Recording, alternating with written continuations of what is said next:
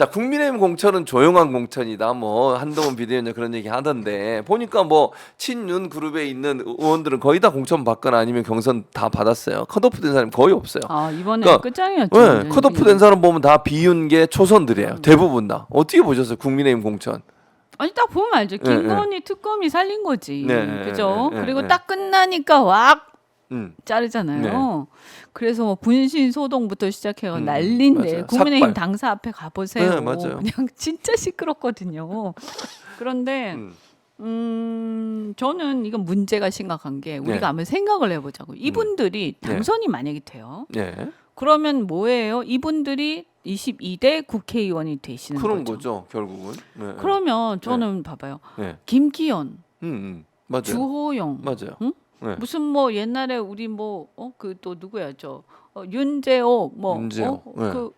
그다음에 뭐 권성동, 이철규. 이철규, 장제원 하나 정도인데 저는 뭐 장제원도 어디 뭐 한 자리 하겠지. 그러시겠죠. 여당이니까. 그러면 결국은 뭐냐면 사람들이 손가락질했던 사람들. 네. 그럼 박수영도 있고 배현진도 있고 다 있잖아요. 그대로 있어요. 그대로. 있어요. 그 사람들이 22대 국회에 그대로 들어와. 전 너무 끔찍해요.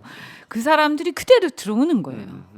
그러면 이렇게 공천을 한 거야. 그러니까 21대에서 사람들이 손가락질하고 뭐라고 했으면 예. 공천에서 물갈이를 해야 될 거 아니에요. 그렇죠. 근데 그대로 했어. 그러면 이게 뭡니까?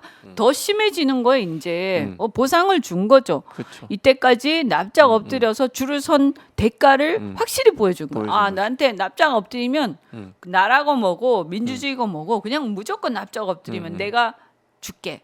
당 이거 사실 당 사유화는 국민의힘이 훨씬 심해요. 그래서 이렇게 돼버렸기 때문에 예. 이분들이 이제 본선에서 떨어뜨릴 수밖에 없어. 제가 볼 때는. 근데 영남이라서 제가 볼 때 살아 돌아올 가능성이 되게 많고 그렇죠. 영남이 많잖아요. 예. 그러면 이분들하고 사실 들어가면 이제 협상과 이제 그 투쟁을 해야 되는 그런 상황이죠. 그래서 투쟁을 또 하되 굉장히 지혜롭게 해야 되는 그런 상황이라서 예. 녹록지 않습니다. 네, 그래서 중요한 거는 예.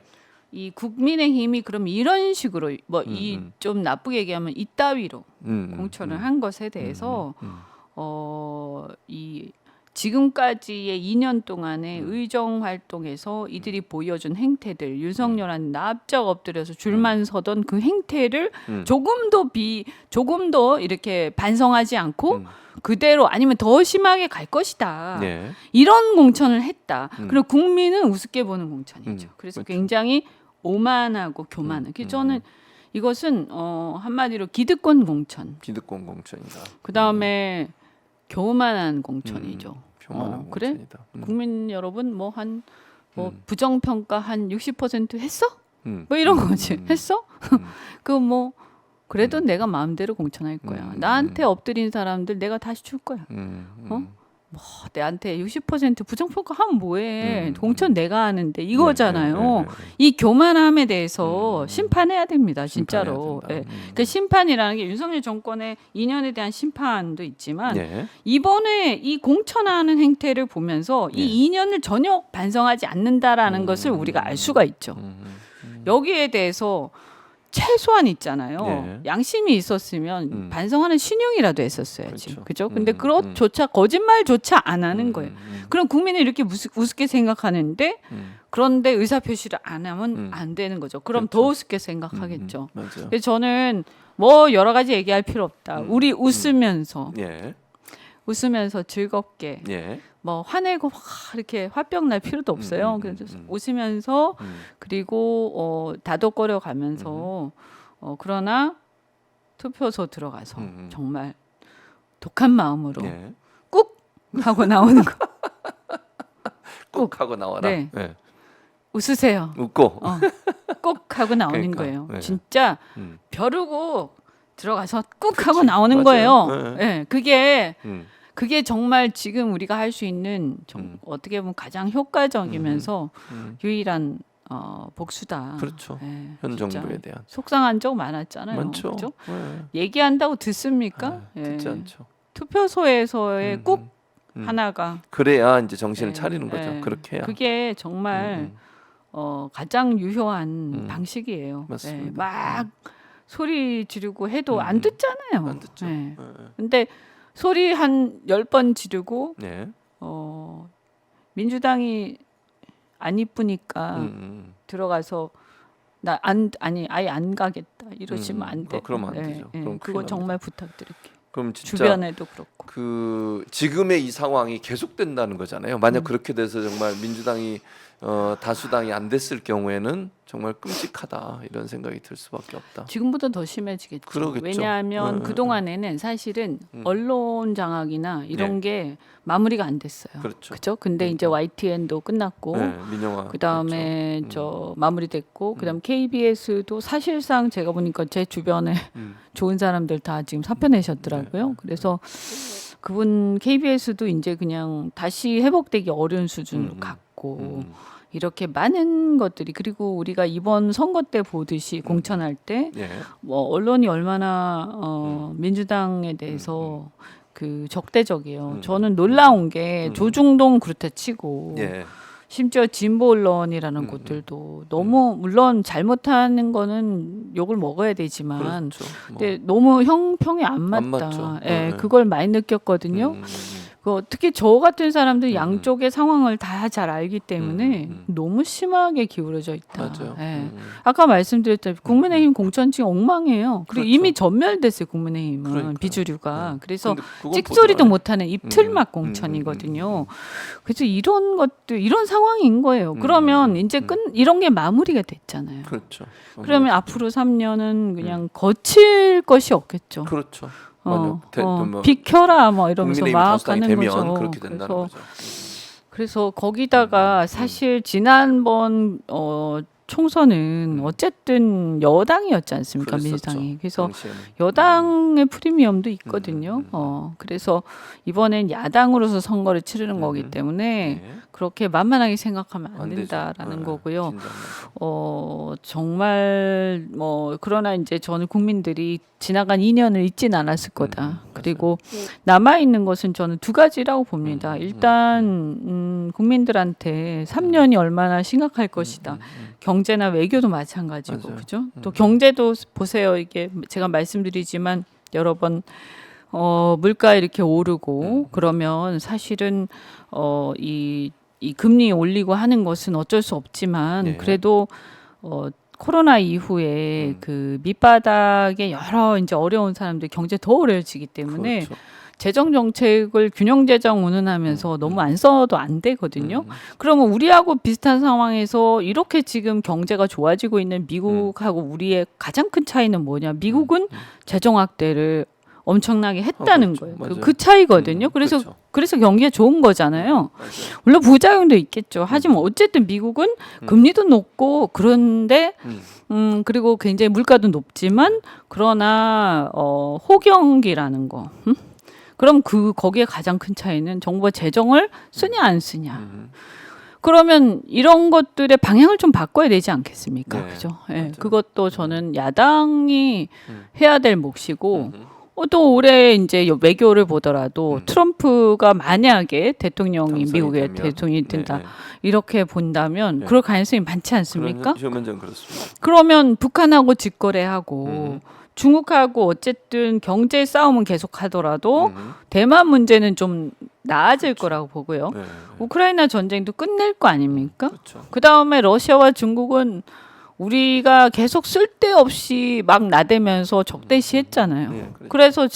그래서 어떻게 되냐면 우리가 이제 고립되거나 우리의 생존이 문제가 되거나 또는 우리가 진짜 문제가 돼도 트럼프는 돈 안 주면 안 도와줘 뭐 이런 그런 식이잖아요. 상황이에요. 네, 그러면 맞아요. 어떡할 거냐 이거 그러니. 이때까지 맞아요. 뿌려놓은 그 적대적 분위기를 어떻게 할 거냐.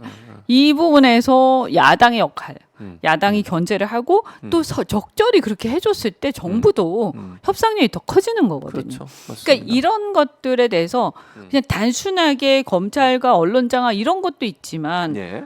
그게 아니라 우리가 일반 중도적인 입장에서 보더라도 예. 나라가 잘 가려면 지금 시점에서는 야당이 적절하게 견제를 해주면서 사실은 대한민국을 위해서 살짝 이렇게 치고 빠지는 그렇지. 일종의 네, 약속 대련 같은 네. 것도 필요한 시점. 이걸 이제 민주당이 아니고 누가 할 겁니까? 이런 거를 어쨌든 소수 정당이 할 수는 없는 거잖아요. 그래서 저는 이 야당 그다음 지역구의 발전도요. 아무리 저는 이 말씀 꼭 드리고 싶어요. 진짜 여당이 많은 예. 걸 할 수 있다 이러면서 큰 소리 치죠. 지역 발전을 위해서. 그렇게 얘기하죠. 그렇지 않아요. 그렇지 않다. 정부의 개발 계획은 이미 확정됐고 안 할 수가 없는 거. 아니 안 하면 어쩔 건데 하기로 해놓고 안 할 거야? 그죠? 네. 그러면 그 정부가 웃기는 정부지. 그렇죠. 하는데 개발을 한다고 다 좋은 건 아니잖아요. 주민들 입장에서 보면 그 지역이 개발이 됐을 때 그게 나하고 뭐 좀 나한테도 좋은 게 있어야 좋은 거 아니에요. 그렇죠. 그걸 기대하고 좋아하는 거거든요. 네. 그런데 그 지역이 개발이 될 때 네. 만약에 그 지역구 국회의원이 네. 여당 의원이야. 그것도 이틀막 공천을 받은 사람이야. 네. 그러면 예를 들어서 개발을 해야 되는데 야 저 땅도 싸게 우리가 수용해가지고 그 다음에 그 주변에 뭐 인프라 하기로 했던 거, 예. 약속했던 거, 예. 투자하기로 했던 거 예. 주민들을 위해서 쓰기보다 이 개발 자체의 목적에 더 써야 되겠어. 왜냐하면 돈이 모자라니까. 네. 그래서 중간에 하나씩 없애. 학교도 하나씩 없애고 도로도 하나씩 없애고 그 다음에 그 기업이나 그쪽 개발의 수혜를 받는 혹은 거기 들어오기로 한 투자자들 위주로 막 가. 그래서 주변의 아파트는 주택단지는 개발하는 과정에서 네. 막 학교도 한 개씩 빼버리고 과밀 생겨버리고 그런 일들이 비일비재하게 일어날 거예요. 틀림없이. 네. 그래서 주민들을 위한 인프라 투자보다는 네. 그 개발에서 수익이 나는 구조에 더 집중하고 LH는 거기 더 집중해서 주민들을 위한 시설들은 부실해질 가능성이 많은 거예요. 아니면 생략되거나 네. 또는 이렇게 사기를 치거나 이랬을 때 이런 일들 결국에는 많이 당해 보셨을 거예요 아마. 그러면 이렇게 개발이 될 때 여당 의원 그때 이틀만 공천 받는 사람 어떻게 하겠어요? 그렇지. 납작 그럴 엎드리겠죠. 수가 없겠죠. 시끄러. 맞아요. 이때까지 그러겠지. 우리가 개발한다 했잖아. 조용히 있어야지. 왜 자꾸 말이 많아? 끝나는 거예요. 말 그치, 한마디 못 할 겁니다. 맞아요. 그러면 그럴 때 누가 얘기할 수 있냐? 야당 의원만이 얘기할 수 얘기할 수 있고 있다. 특히 제1야당 의원이 돼야 여기에 대해서 뭐라고? 그죠? 얘기할 수 있는 거지. 얘기해 그 개발할 때 이거 다 그렇죠. 약속했잖아. 맞아. 근데 우리 주민들을 위해서 하는 거는 다 때려치고 지금 이상한 길로 가고 있네. 근데 잠깐만 하고 제동 걸 수 있는 사람이 누구다? 야당 의원. 야당이다. 그것도 제일 야당. 제일 야당. 그래서 개발 지역일수록 주민들을 위한 목소리는 누가 내냐? 야당 국회의원이 낼 수 있다. 요걸 잘 아시고 그걸 네. 얘기를 하셔야 돼요. 그 사람이 그렇다고 해서 네. 무슨 밑도 끝도 없이 맨날 시비 거는 사람이면 그건 그럴 리가 없을 거예요. 저는 그렇죠. 의원 정도 네, 되면. 네, 그래서 정부하고 같이 뭔가 또 같이 갈 때는 또 같이 가요. 왜냐하면 공동체를 위해서 다 도움이 될 때는 그렇게 하지 않겠습니까? 그렇습니다. 그래서 제가 실제로 지역구 의원일 때 비슷한 옛날에 광명시흥 뭐 여러 가지 이제 개발 사업들이 있을 때 네. 저는 야당 의원이었고 시흥 의원은 여당 의원이었어요. 그랬었군요. 근데 네. 저는 뭐 주민들 위한 목소리 충분히 내고 해가지고 싸워가지고 네. 주민들 위한 거를 많이 이렇게 그 복원을 해냈거든요. 네. 근데 그 시흥회 국회의원님께서는 여당 의원이 돼서 물론 뭐 여당이라도 할 말 하는 사람 있을지 모르겠으나 말을 못 하시는 거예요. 그래서 불편한 얘기를 절대 못 하시는 거예요. 그래서 사실은 손해 좀 봤어요 그때. 그랬어요. 주민들이. 주민들이. 그래서 그때 주민들이 시흥 주민들이 굉장히 불만이 많아서 왜 옆에 지역에 국회의원 저렇게 열심히 하나하나 하는데. 챙기는데 너는 왜 아무 말도 못하냐 이런 일이 벌어지더라고요. 그러니까 개발 지역일수록 오히려 민주당 의원 뽑아야 된다. 그러면서 가능하면 좀 더 능력 있고 이런 의원이면 더 좋죠. 네. 네, 그래서 야당 의원으로서 정부에 협력할 건 협력하더라도 주민들 대변해서 할 얘기 하는 사람이 들어가야 된다. 그래야 주민들의 권익이 보장받는다. 개발한다고 그냥 좋아할 일이 아니다라는 네. 거죠. 알겠습니다. 요 부분을 제가 보니까 좀 헷갈리시더라고요. 사람들이. 네. 야당 의원이 필요하고 야당이 더 힘이 있어야 된다 이런 네, 말씀입니다. 그렇죠. 힘 있는 네. 야당 의원이 꼭 필요합니다. 꼭 필요하다. 네, 네.